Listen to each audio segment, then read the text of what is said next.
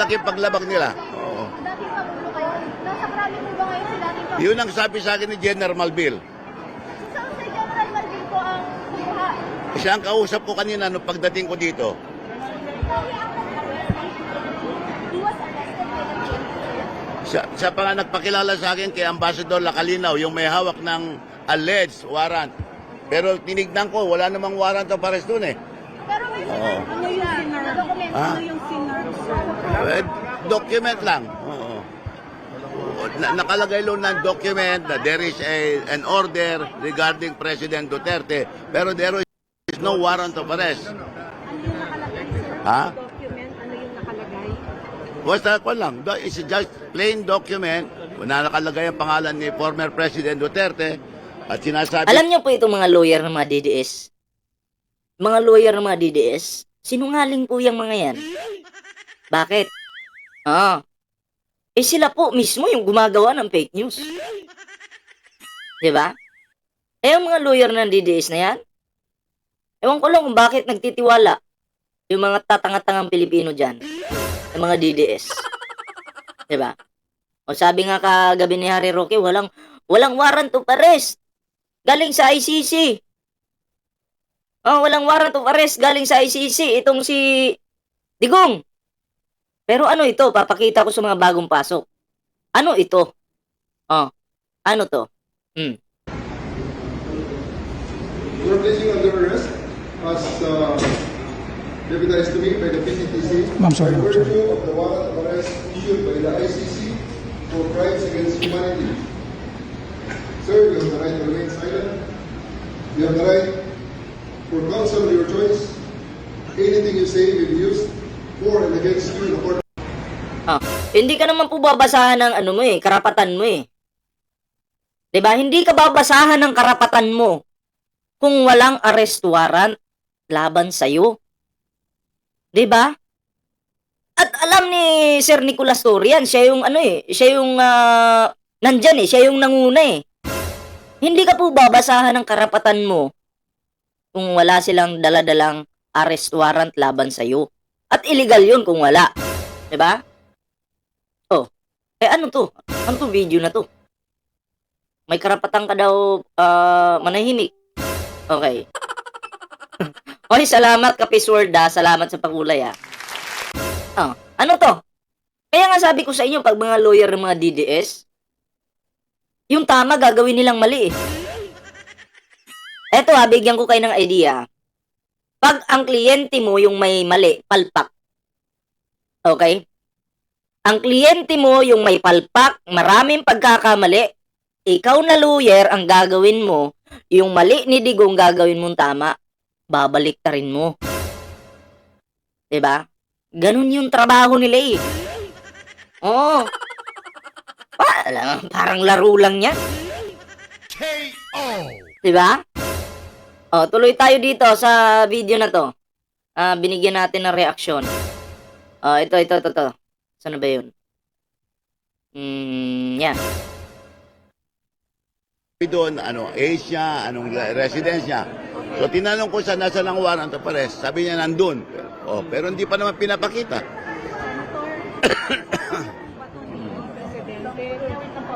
Kung ano yung bala, kung ano yung gagawin, if this happens. May mga abogado po siyang kasama. Si former Secretary Medialdea at iba pa, no? So, antayin na lang po natin. Importante sa akin dito ngayon ang Doc Agnes, importante sa amin yung kalusugan ni Pangulong Duterte. 80 years old na po siya. Kailangan talagang bantayan at yan naman po ang pinangako ko kay Pangulong Duterte, yung tutukan ng kanyang kalusugan sa kanyang pagtanda. Tututukan mo yung pagtanda niya? Kalusugan? Teka lang. Medyo magulo tututukan yung pagtanda. Ngayon nyo palang tututukan? Ngayon pa lang? Gagamitin yung dahilan yon? Dahil si Digong hawak na ng gobyerno? Diba? Gagayahin nyo ba yung teknik ni Gloria Macapalang Ulo? Na magsasakit-sakitan? Ganon? Diba? Yung iba nga dyan pag mahirap ka, kahit may sakit ka, putang ina, padapain ka pa, dampot ka Buti nga si Digong, hindi pinadapa Diba? Nakita niyo siya?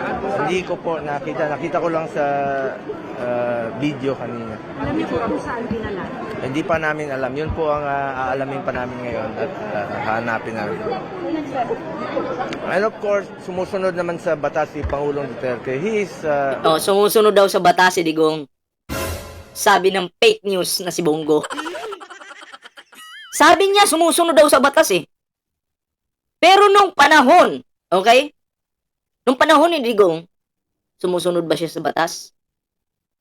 Pumapatay nga ng tao Diba? Nasa batas ba ang pagpatay ng tao? Doon palang maliwanag na hindi siya sumusunod sa batas. Magpasa hanggang ngayon.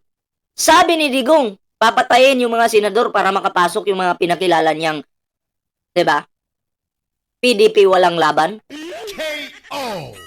Papatay ng 15 senador para makapasok daw yung PDP walang laban. Diba?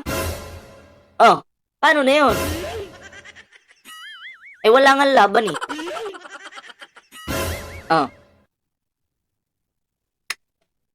Sumusunod ba yan sa batas? Kung ako ngayon magsalita ako ng ganun, utang ina si Ballpoint Man nandun na sa kulungan. Nakakulong na. Bakit? Ako lang to Diba? Pero hindi ko ginagawa dahil sumusunod tayo sa batas. Si Digong hindi sumusunod sa batas yan. Kaya yung sinasabi ni Bongo, isang malaking kasinungalingan yan. Fake news. Diba? 80 years old na po. 80 years old na po si tatay. Oy, huwag niyong kalimutang mag-like, share, and subscribe Like kayo dyan. Libre pong mag-like. Libre pong mag-like. Digong. At ginawa lang niya ang trabaho niya. Ginawa lang niya yung trabaho niya, ang pumatay.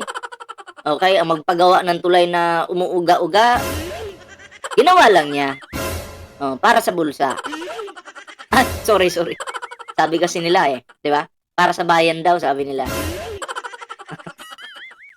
Para sa bayan. Surprise ba kayo sir dito sa arrest na ginawa ng PNP upon arrival? In-expect na po natin to. Ine-expect na. Okay? So, alam nila talaga. Bago pa sila magpa-Hong Kong, natunugan na nila to.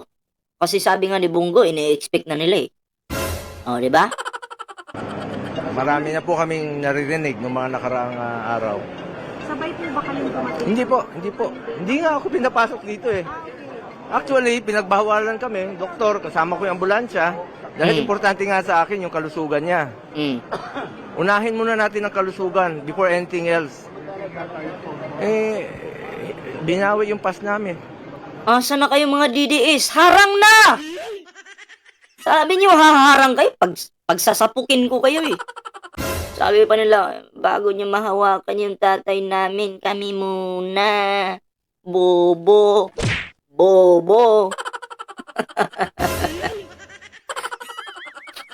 Ang yayabang nyo, ngayong nahuli na si Digong, wala kayong nagawa.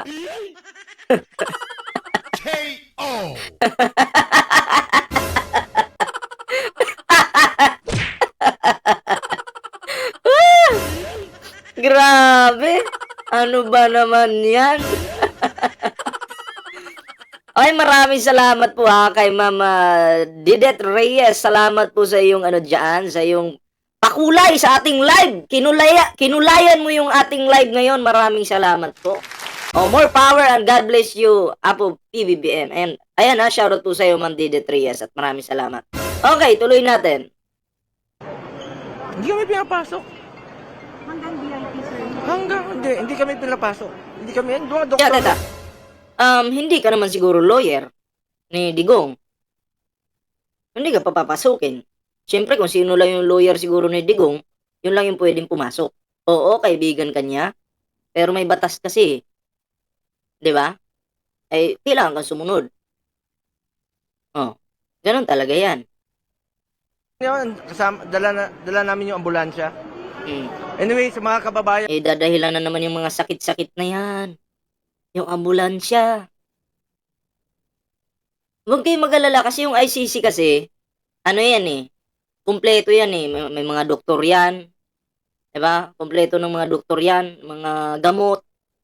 Pero kaya nga lang, doon, pag nakulong ka sa ICC, walang fentanyl doon. Ha?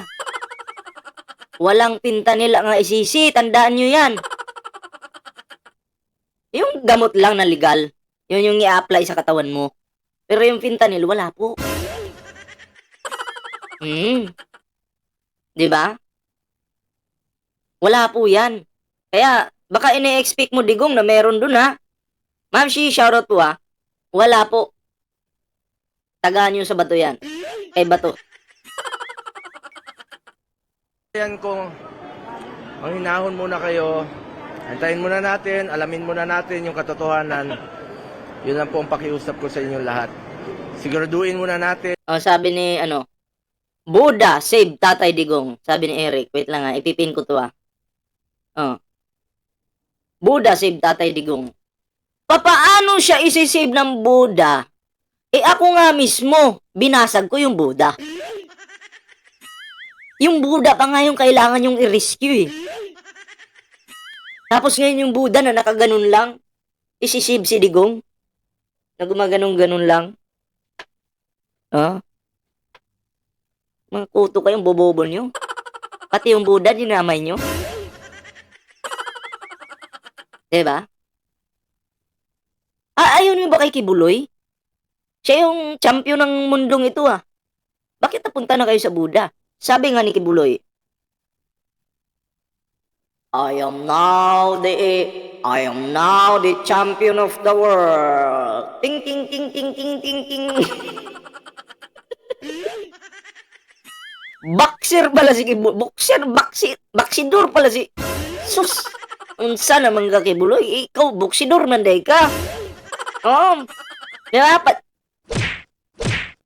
Kaya pala nag-champion. Abuang na. Tuloy natin to, tuloy. Dinamay niya yung Buddha. May Kibuloy naman. Naligtas at maayos ang kalusugan ni dating Pangulong Duterte. Pakilinaw, anong estado ngayon? Inaresto o hindi? Hindi ko po alam. Hindi namin alam dahil hindi po kami pinapasok.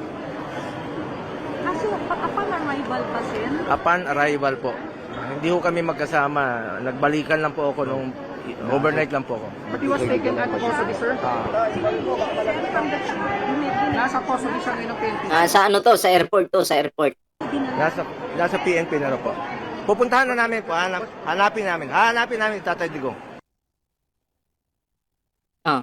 Ngayon, kilala na nila kung sino at dapat sambahin. Dapat sambahin nyo si Pangulong Bongbong Marcos. Bakit? Eh, matinong tao ito eh. Sumusunod sa batas eh. Sumusunod sa proseso eh. Diba? Ibig sabihin, dapat respetuhin nyo. Kaya yung mga nambababoy sa Pangulo ngayon, humanda kayo. Ikaw, bisdak, buki ng ina mo ka? Ha? Bisdak? Maganda-handa ka na rin. Yung pamilya mo, iiyak yan, puking ina mo ah. Diba? Tarantado ko tong bisdak na to ah. Ito. Panoorin po natin to. Nagutom na raw. 250, di ba? Andyan sila.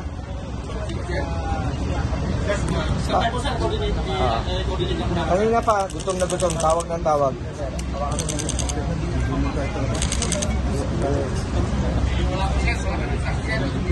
Pagkain naman to eh. Paano lang, pabigay lang. Pakiabot ko lang ha. Ay, pagkain ba?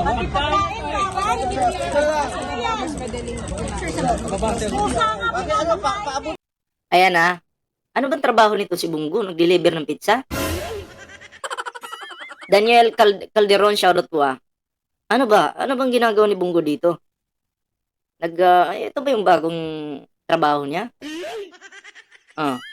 Sabi ni Ogie Amorado, bastos bunganga mo. Putang ina mo, Ogie Amorado. Matagal ng bastos yung bunganga ko. Diba? Matagal ng bastos yung bunganga kong animal ka, puki ng ina mo ka. Pakantot yung anak mo.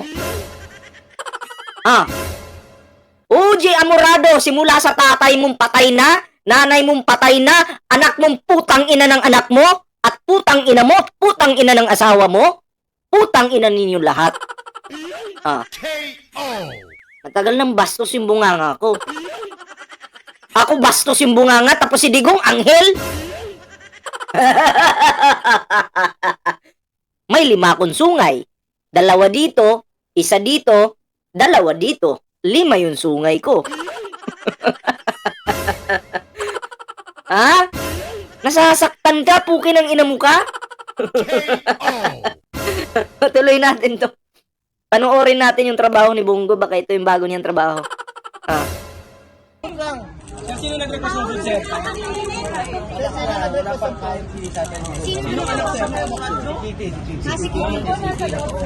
Mami Prissy, shoutout po RPC Ball, shoutout. Nasa loob, sir. Oy, wag kalimutan mag-like sa mga bagong pasok dyan Libre po yan. Sir, sa ibang gigili, sino pa pong kasama ninyo? Mama ba yan? Hindi pa parang pagkain. Sikat tong delivery boy tagahatid ng pizza, sikat pala to. Hello, Kiki. Tao yan. Sir, palagay ko na yung pinapakain eh. Sir, sana kayo magpasok ng pagkain, baka malagyan pa nila ng lason yan. Tamo? Baka malagyan pa daw nila ng lason. Anong sabi? Sino ba kasing lalasunin? Pasok ng pagkain. Pakinggan nyo, pakinggan nyo may nagsalita Pakain eh. Sir, sana kayo magpasok ng pagkain, baka malagyan pa nila ng lason yan. Tamo? Kayo na daw yung magpasok ng pagkain, baka malagyan pa nila ng lason yan. Pang Gin Bulag mo, BPM. Oy, salamat po kay Christopher Sean Galapia. Mamayang hapon po, mag-gin bulag ako at bibili ako ng masarap na pulutan. Mamaya yan, mamayang hapon. Yung kainuman ko mamaya, yung mga mahilig sa sunog baga. Mahilig magsunog baga. Shoutout kay Enrique TV Maraming salamat sa iyo kay Christopher Sean Galapia. Salamat sa Pagin Bulag. Sir, kayo po, bawal daw kayong pumasok? Sir, bakit bawal daw kayo? Sir, sino-sino lang po ayaw kasama ni dating Pangulo? Asawa niya, nanay ni Kiki. Hello, Kiki. Nandito na yung Oy, shoutout kay Fernando Lopez pizza. Nandito na yung pizza. Nandito sa gate Anong gate to, boss? Gate 5. Gate 5, Kiki. Gate 5. Puntahan mo ako sa gate 5. Nandito yung pagkain. Mag-delivery boy din kaya ako. Kung ako kaya mag-deliver ng pizza, marami kayang kamerang makatutok sa akin. Ay, Ballpoint Man, bagong trabaho. Galing ni Ballpoint Man, sarap ng pizza mo Baka din sumikat din ako pag mag-deliver ako. Kasi minsan, ganito, si Bongo, charity vlogger minsan. Namimigay ng tulong kung saan-saan sa mga papakyawin yung isda mo. Mga ganong galawan. Minsan charity vlogger ito, minsan delivery boy. Ano ba? Food Panda ay si Bongo, sabi ni Anti-Basher. Visit. Tuloy. Punta ka dito? Ay, shoutout po kay Mamita Starto subscribe po natin yan. Ikaw na lang kumuha, Kiki, para mabigay. Uy, may number. May number. Sino kaya yung tinawagan niya? Para tawagan ko din. May number. Kami yan nagpapasahod sa inyo. Kiki.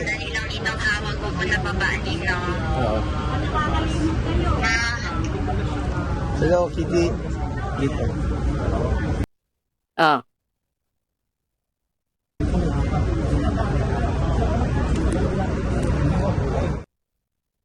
May tamang lambot at Huwag na yung tamang lambot. Wala naman akong pakialam dyan sa tamang lambot na yan. Anong una dyan? Wala akong paki dyan. Hindi pa nga ako nagiinom Pinapakitaan mo na ako ng pulutan, Vice Ganda. Wag muna, mamaya. May tamang inuman mamaya. Shoutout kay Mario, Mario, sino ba to? Mario D. Lucanyas Jr. Oh, di pa nga ako magiinom, mamaya na. Diba? Para mamaya, chill-chill tayo mamaya. Tagay mga pre! And then, kayo sa tingin nyo, sino po kaya yung susunod na lalabasan ng warrant? Digong? Ay, okay na si Digong eh. Si Bato? Baste? Sara? O Bongo?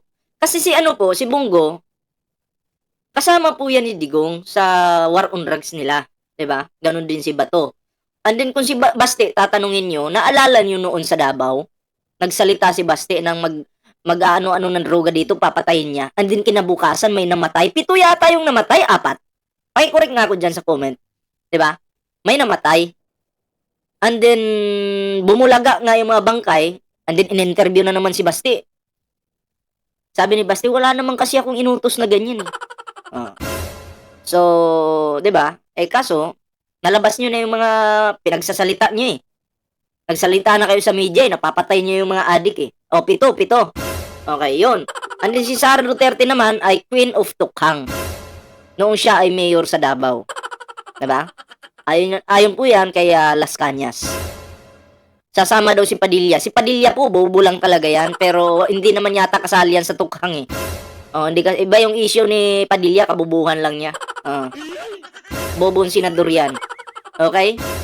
So, sino kaya? Feeling ko lang si Bato. Feeling ko lang naman si Bato. Yung susunod dito. Kasi si Bato de la Rosa po, kasabayan niya po si Digong. Okay? Si Bato at Digong, sabay po silang inimbestigahan ng International Criminal Court. Diba? Itong si Sara, panghuli na lang yata to eh. And then si Bongo, ganun din. Diba? So, feeling ko dito, si Bato yung kasunod. Baka maudlot yung pagkasenador niya. Kaya nga yung kanilang grupo, yan eh, PDP walang laban eh. PDP walang laban yan. Yan yung klaro dyan. Diba? Okay, salamat James Saito TV. Maraming salamat po sa yung pakulay sa ating live ngayon. Ayan. Okay. Huwag yung kalimutang mag-like, share, at subscribe, ha? Sa hindi pa naka-like dyan.